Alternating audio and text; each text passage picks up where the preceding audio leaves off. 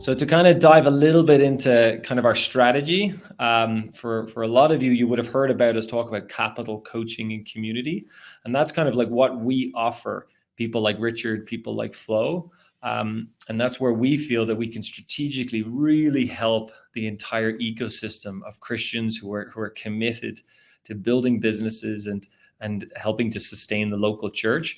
And kind of that 3C model is kind of been layered with the 3E model, which is like the capital coaching and community is also going through how are we helping the entrepreneur, how are we helping the enterprise, and how are we helping the employees? Because if we just mentor and disciple entrepreneurs, but their businesses are not able to stay open, or to thrive and to grow, then how are we going to be able to sustain those jobs in the long term and even to sustain the local church locally?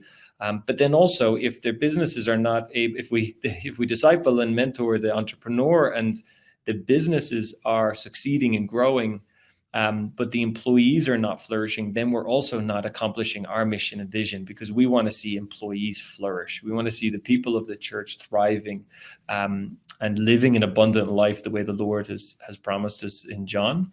And so for us, when we do capital coaching community, we layer it on with the entrepreneur, enterprise, and employees. So for capital, we're trying to help the Christian founders achieve their vision of a kingdom impact in their community. But we're also trying to help them to unlock growth in their business by providing that capital, ultimately to create more stable jobs for hardworking people.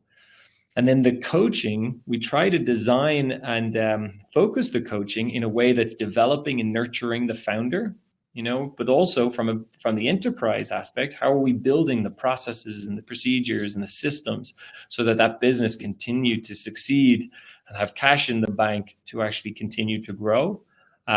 But also that coaching is also through the role model part of the mentor and helping the founder is also trying to, like, how are we focused on building jobs that are quality, that are stable, there where the employees can flourish, can grow personally, that can have great work-life balance. And so we really want to have very kind of kingdom orientated businesses that are kind of are being successful along all those different aspects. It's not simply we lend businesses to Christians and we want the money back. We want to see those businesses thrive and flourish. And then the community aspect. So there's two aspects to this. One is like tactical workshops where we really kind of, get tactical of actually like how to be tax compliant, how to manage our cash, how to market. But the other part is actually, how are we fellowshipping? How are we encouraging each other, inspiring each other to be, to be humble, to be full of integrity, how to integrate faith and your identity in Christ into the business. And so the community, we really kind of design those workshops and those hangouts to actually, how are we focusing in on the entrepreneur and building them as leaders? And then for the business, how are we actually really trying to help the business to really integrate biblical principles into how are they running the business on a day-to-day business? And caring for the environment and caring for the community. And then also for the employees, how are we making sure that these employees are flourishing and that so that they're hearing the gospel message, but they're also able to engage in serving their local community as well. So that's kind of like a little snapshot into kind of like what In Poverty is doing through Kua Ventures. We provide capital coaching community, but this is kind of really what we're trying to accomplish when we say our vision and mission is to provide economic and spiritual resources to hardworking men and women. This is what we mean. This is how we're doing it, and this is the results that we're seeing across these 20 companies, and hopefully now 21 as we signed up Palaka today.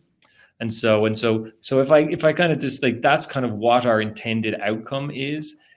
For me personally, I think one of the things I've been very humbled by the last couple of years is this, one of the biggest challenges and problems that the local church is facing is that they're praying for jobs. They're trying to find ways where their congregations can actually to have employment so that they can fulfill their mission and vision, so that they can sustain their outreach, and that so that they will be able to live the prosperous life that the Lord has promised us. And so I think, statistically, they say that 1 million graduates are entering the job market every single year across the continent, but there's only around 250,000 jobs that are being created. And so you have incredibly talented, smarted, ambitious, um, incredible people who love Jesus, but don't have the opportunities to actually to work and to fulfill their dreams and to provide for their families. And a stable employment, a stable job, is a critical part of actually building up the family and building up the church and supporting the community. And so for us, that's exactly what we're focused on: is how can we create as many jobs as possible? Can we create 6,000 jobs and help hardworking men and women provide for their families every single day, and have the dignity of being able to accomplish their own vision? As I said, like being able to put a roof over their head, put food on their table, send their kids to school, and achieve the dreams that they have. That I'm so grateful that my parents were able to provide that opportunity for me. And so how can we help other parents provide that for their kids as well? And so we're trying to create 6,000 jobs, and ultimately that's going to create $18 million of salaries that these 6,000 people will be able to take home over that period as well. And just think of what that would do for the local community, and even for the local church as well, to sustain that vision of outreach. And so a lot of when we're looking for these Christian businesses is to create employment, but also to help these leaders to actually grow their businesses. And that's what we're excited to do. One thing I want to jump into is just a little bit of kind of seeing that in action. And so there's kind of one more video I'd like to show of just a workshop. Okay, so there's when we talk about the fellowships and the communities and the entrepreneurs coming together on a regular basis. I'd love to kind of share kind of a quick snapshot into that video, and then we'll close and wrap up.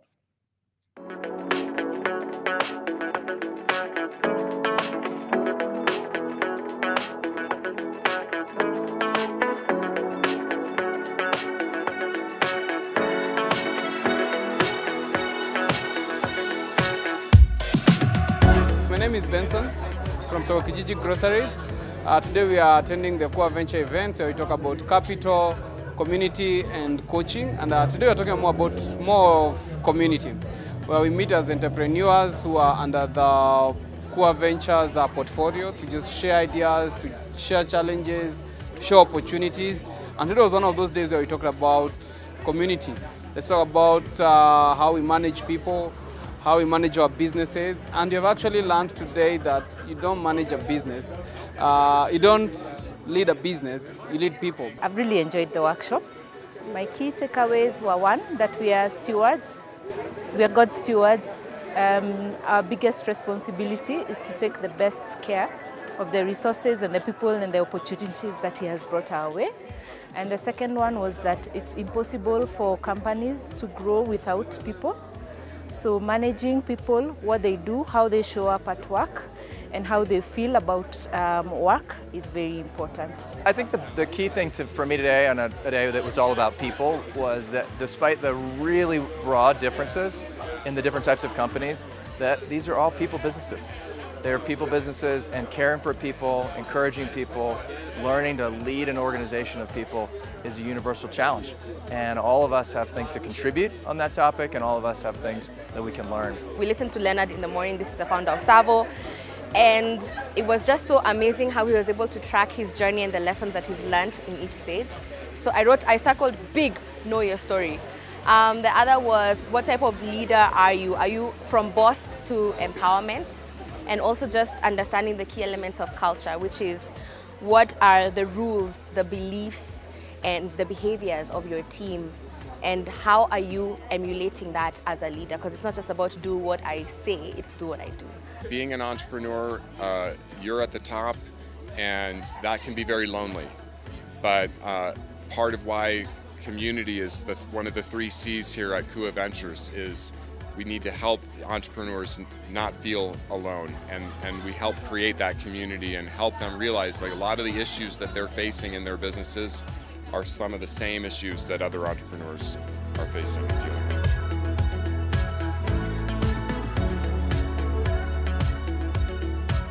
Just tell us the highlight of this portfolio workshop. What is your key takeaway from it? I loved how authentic all the speakers were. I loved the fact that they were willing to share from their mistakes into what they have learned, and how we can avoid getting into the same traps or pitfalls. And then I also loved the focus on leadership, focus on culture, focus on ethics. I enjoyed the afternoon session. I loved the description of leadership from a place of position, leading from a place of position, and leading from a place of personal leadership versus positional leadership. I love that. I love the fact that we're being encouraged to lead and coach people and manage things. I liked the fact that I was able to learn to pick a team that works with me and not just a team that fixes things. That when you're choosing your leadership team, there should be people who can work with you. Hi, I'm Christina Carter, and for the last couple of years I've been a strategic advisor to Kua Ventures, and then a year ago I joined their investment committee that helps evaluate through various rounds of due diligence what businesses we would like to bring into our community. And this portfolio workshop has brought together some of the portfolio companies that you've helped in the investment committee assess. So what is the highlights of it? I think the highlight was really just getting to sit back and absorb all of the wisdom that's already been brought together in this community. We have people from so many different industries, but they're all walking through similar things, and so they're coming at it from different perspectives, but they're learning together. And so I was just amazed at the wealth of wisdom and insight and humility as well that people brought. And they're ready to learn, but they're also ready to share what they're going through, the challenges, the exciting wins, all of it. Today's event, we achieved our goal because, as you can see, people are still here. They didn't get into their vehicles and drive off, meaning that they engaged, they learned from each other, they enjoyed the sessions, they shared their own griefs, their own problems, but also got the opportunity to hear from others how they're able to possibly transition from their own challenges into successful enterprises. I think, at the end of the day, I think we achieved that goal as an organization.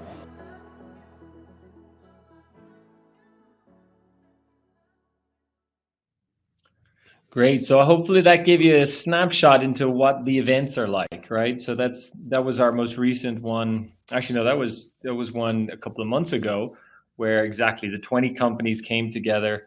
We focused in on that topic of people, investing in your people and leading your people as well. And so as hopefully that kind of really connects a lot of the dots of what we're trying to accomplish and how do we do that with your support. And so I think this is kind of where I kind of want to wrap up and say thank you for your support.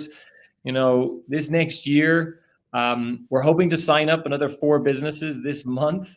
And so we do really need your support. And so if any of you are kind of considering your giving, please do consider supporting our organization. We do have 2 generous donors who have actually committed to match up to $200,000. So in this next, and we're hitting December tomorrow, so in this next 31 days, I'm really committed to, can we actually find donors to help us reach that $200,000 mark?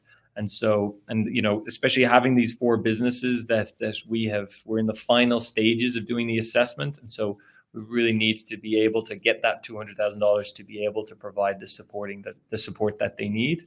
And so please do consider contributing. On our website, we have a little list of what specific amounts would be able to accomplish, whether you want to donate to mentor one of the entrepreneurs, whether to sponsor someone to come to the workshops, or whether actually to provide capital that we can actually lend to some of these businesses. So please do go to the website and see if there's a way that you'd be able to support and help us in this next year. So thank you, bless you.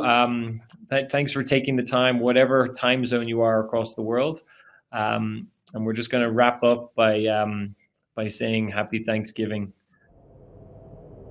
Welcome to End Poverty's Thanksgiving celebration, a time to reflect, express gratitude, and unite in the spirit of making a difference. Today, we are joined by dedicated staff and remarkable portfolio companies, all committed to a common goal: ending poverty. I'm so grateful for being part of the team that is committed towards ending poverty in Kenya through job creation. I am grateful for all the support and encouragement we've received from our donors and partners. Together, we are making an impact. This Thanksgiving, I am grateful to be part of a cause that brings hope and change to so many lives. I'm grateful for the strength and the resilience of the communities that we serve. Their determination is truly inspiring. Seeing the positive change in communities fills me with joy. It strengthens our resolve to eradicate poverty. I am grateful for the wonderful workplace at KUA. Happy Thanksgiving. I'm grateful for the resilience and innovation of Kenyan entrepreneurs. Their creative solutions to challenges is truly inspiring.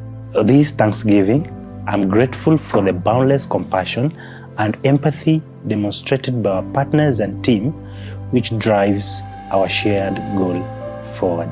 At ZD, we're very grateful for your investment in our team and our vision that enable us be innovative and also create solutions that empower businesses. In this season of Thanksgiving, I'm thankful to the Lord for His grace, His provision, His wisdom, His guidance, His love for us, and even most of all, for enabling us to face another year and granting us His provisions.